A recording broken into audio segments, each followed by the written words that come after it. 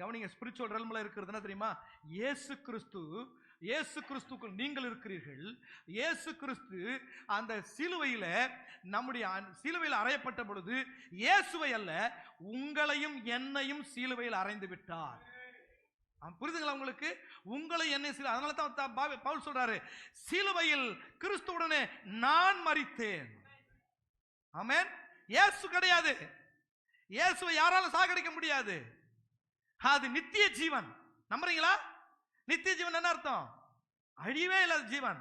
ஆனா அந்த நித்திய ஜீவன் யாருடைய உருவெடுத்து வந்தது? என் உருவை எடுத்து கொண்டு வந்தது, உங்கள் உருவில் வந்தது. இப்ப எந்த உருவத்தை இப்ப சிலுவையில் அறையப்படுகிறது? என் உருவத்தை, இந்த மனித உருவத்தை, இந்த மரண உருவத்தை, இந்த பாவ உருவத்தை, இந்த பழைய மனிதனை இயேசு சிலுவையில் அறைகிறார். ஆமென். இப்ப அவரை புதைச்சிட்டாங்க, நீங்களும் அவரோடு கூட புதைக்கப்பட்டீங்க. ரோமர் 6 அப்படிதான் சொல்லுது.